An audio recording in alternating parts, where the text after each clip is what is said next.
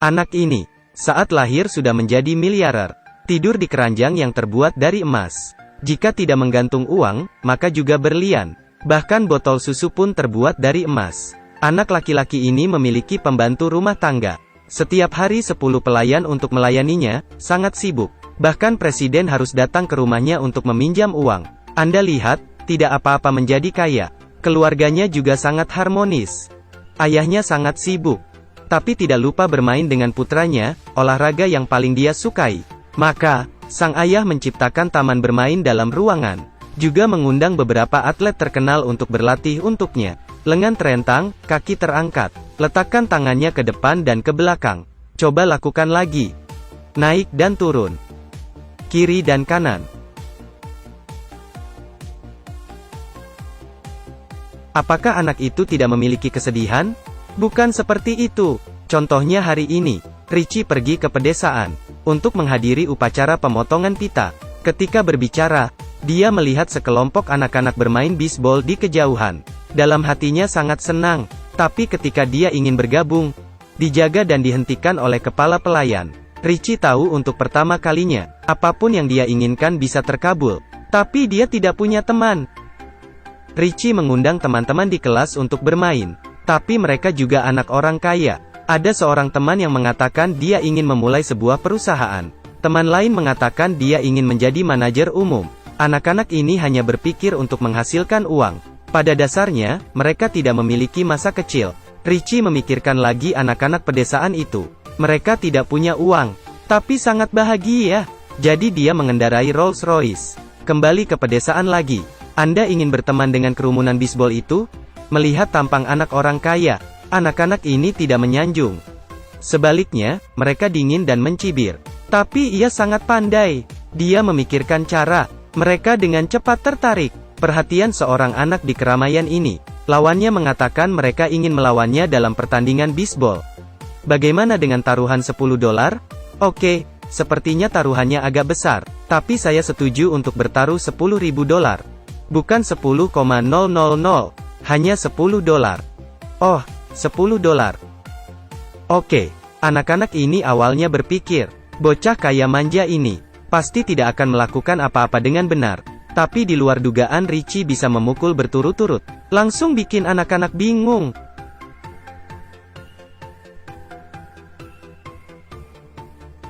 Meskipun Richie tidak menunjukkan pada siapapun, tapi gadis kecil ini dibuat marah. Dia menyuruh Richie untuk mengambil uang itu dan pergi dengan cepat. Tapi Richie bermaksud mengajak mereka pulang untuk bermain. Pasti gadis kecil ini akan menolak. Richie mengatakan sesuatu lagi, lalu berbalik untuk pergi dengan kecewa. Seluruh keluarga ada di pesawat, untuk menghadiri ulang tahun Ratu. Melihat ekspresi sedih Richie, ibu memutuskan untuk meninggalkannya di rumah dulu. Kepala pelayan juga dengan serius memberi Richie hadiah. Baru buka pintu. Ternyata anak-anak ini pemukul bisbol di pedesaan yang miskin. Wah, dikatakan tidak ditundukkan oleh otoritas. Punya uang juga tidak berubah. Kemudian Richie membawa mereka ke rumahnya. Pemahaman tentang anak-anak ini benar-benar tidak ada kemanusiaan. Roller coaster rumah Anda sangat bagus. Itu terlalu menakutkan, terlalu besar, benar-benar keren. Ini adalah hadiah Natal yang diberikan ayahnya kepadanya tahun lalu. Sangat menarik. Anak-anak tinggal di pedesaan yang miskin.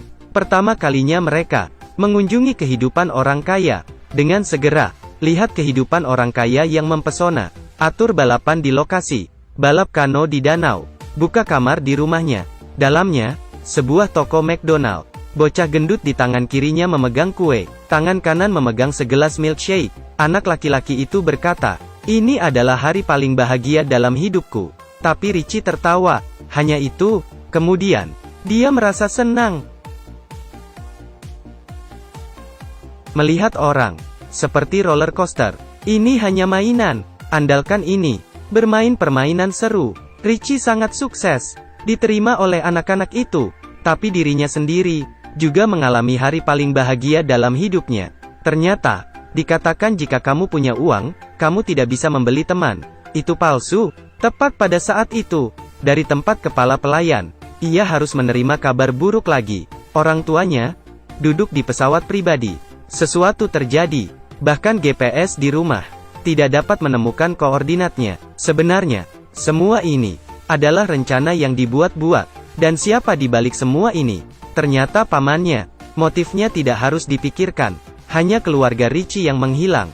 Kemudian dia bisa mewarisi semua properti. Tapi dia menghitung segala cara. Tapi tidak terhitung. Di saat terakhir, Richie tidak duduk di pesawat itu. Seharusnya sudah melewati hidup ini. Berdasarkan urutan warisan, Richie telah mengambil alih properti. Dia menjadi kepala keluarga. Orang termuda dalam sejarah berhak mengambil alih perusahaan. Buku harian bisnis, bocah itu menuduh direktur penggelapan dengan biaya keuangan. Buku harian bisnis, Richie belajar perdagangan. Pamannya tidak mengharapkannya. Meskipun Richie hanya anak berusia 10 tahun. Tapi sejak kecil dia belajar bagaimana mengelola dan mengoperasikan perusahaan. Jadi ia bisa membawa perusahaan lebih berkembang. Selanjutnya, dalam rapat direksi, dia telah menaklukkan semua pemegang saham. Langsung buat pamannya menjadi orang luar perusahaan. Pamannya sangat marah, membuat rencana lain. Dia menyalahkan kepala pelayan Richie. Fitnah dialah yang menciptakan kecelakaan itu. Jadi kepala pelayan itu dibawa pergi oleh polisi. Richie kehilangan walinya, mengikuti aturan, juga kehilangan statusnya sebagai CEO. Selanjutnya, alasan orang lain adalah untuk melindungi Richie. Langsung menguncinya di rumah. Ada juga konspirasi. Tangkap semua pengurus rumah tangga. Tapi semua rencananya, semuanya dalam penelitian dokter. Dengar semuanya.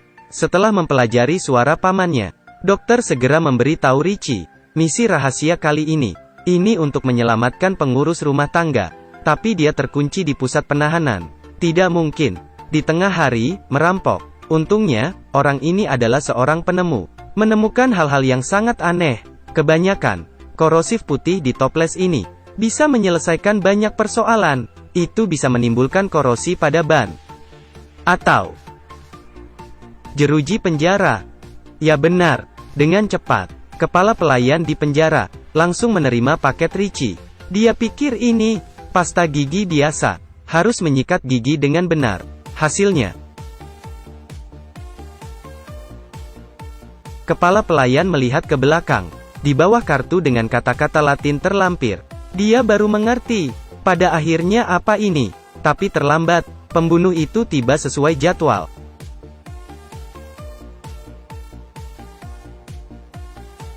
Ribuan kali menghina. Tuan-tuan ada di depan. Pembunuhnya tidak hanya tidak bisa bertindak, pakaian juga diambil olehnya. Dirampok. Setelah menyelamatkan kepala pelayan, Richie tiba. Rumah gadis kecil ini. Gunakan jaringan untuk menyusup ke GPS rumahnya. Ini dia dan kontak ayahnya. Ayahnya dan dia menghubungi. Kali ini segera cari koordinatnya.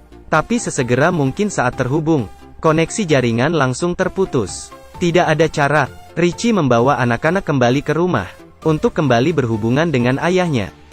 Anak-anak ini berada di kediaman pribadi. Anak-anak membawa pupuk kimia, menumpuknya. Setelah menemukan penjaga, tembak.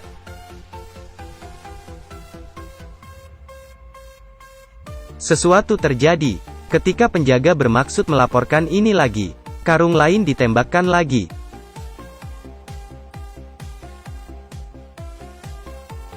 Richie membawa anak-anak berlari ke kamarnya. Tapi pada saat itu, dia menemukan lagi. Dokter telah ditangkap lagi. Maka itu bagus. Karena dia memiliki niat yang paling banyak. Memang, dia memanipulasinya. Segera mengoordinasikan ramuannya. Kemudian tuangkan ke dalam tabung. Tuang ke dalam air mancur di taman. Semua berubah menjadi gelembung. Semua penjaga terpengaruh. Tertarik ke tempat itu. Anak-anak mengambil kesempatan untuk membatalkan mesin pengawasan. Richie akhirnya berhasil masuk ke kamar. Tetapi pada kontak ayah dan anak, jelas menampilkan posisi orang tua ada di rumah lagi. Selamat datang, Richie. Anda bahkan lebih cepat dari yang saya bayangkan. Ternyata keberadaan orang tua disembunyikan oleh pamannya. Dia bertanya kepada orang tua Richie. Harta yang paling berharga tersembunyi di suatu tempat di rumah. Ayahnya sangat nyaman. Itu tersembunyi di balik jendela. Dia membuka tirai. Melihatnya, ukiran gunung keluarga mereka. Begitulah rejeki mereka.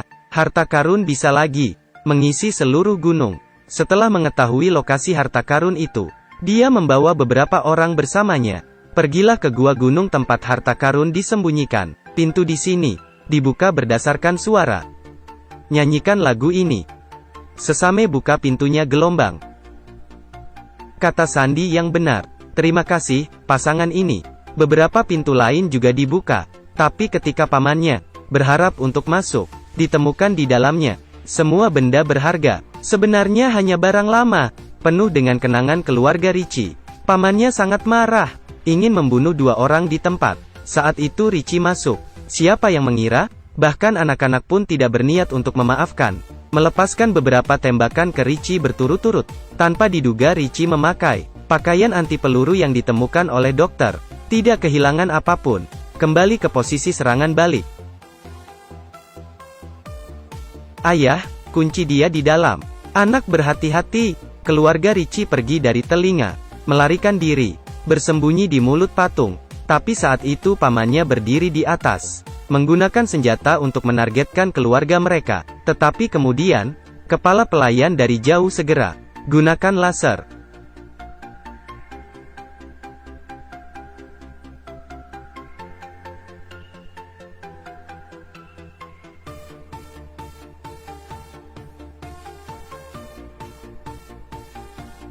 Cerita di sini adalah akhir. Nama film ini adalah Richie Rich. Percaya bahwa ada banyak orang dalam kenangan masa kecil mereka. Banyak orang. Sepanjang film ini adalah pertama kalinya mereka menyadarinya. Anak orang kaya, hidup mewah. Richie kaya pamer. Meskipun itu film anak kaya, tapi topik yang ingin disampaikan sangat sederhana. Keluarga dengan cinta. Itu bernilai 10.000 kali lebih banyak daripada uang. Meskipun memiliki uang itu baik, tapi uang terkadang menjadi senjata yang menggerogoti pikiran manusia. Ini, pada karakter yang digambarkan dalam film itu sendiri, telah digambarkan dengan jujur. Peran Richie dalam film adalah karena anak itu mengurus rumah. Macaulay Culkin. Ini adalah aktor cilik yang paling terkenal di tahun 90-an, yang membuat orang terisak. Setelah Culkin yang terkenal hancur di tangan orang tuanya sendiri. Culkin karena dia berakting beberapa film panas, menghasilkan uang, tapi kemudian orang tuanya semakin lihat dia sebagai mesin penghasil uang. Ketika keduanya bercerai karena masalah mengambil hak asuhnya, saling menggugat ke pengadilan. Culkin telah terobsesi dengan psikologi sejak kecil. Pilih di puncaknya, menyerah. Tunggu dia kembali lagi di bawah sambutan penonton. Tidak seperti tahun itu. Tidak terlihat lagi gesit. Dia juga dipenjara karena memiliki narkoba. Ini kenyataan kehidupan Macaulay Culkin. Akhirnya bandingkan dengan Richie Rich. Kembali untuk memiliki lebih banyak ujung terbalik di karpet merah. Mungkin ini kenyataan. Oke, sekian cerita hari ini. Saya adalah Night Owls. Sampai jumpa minggu depan.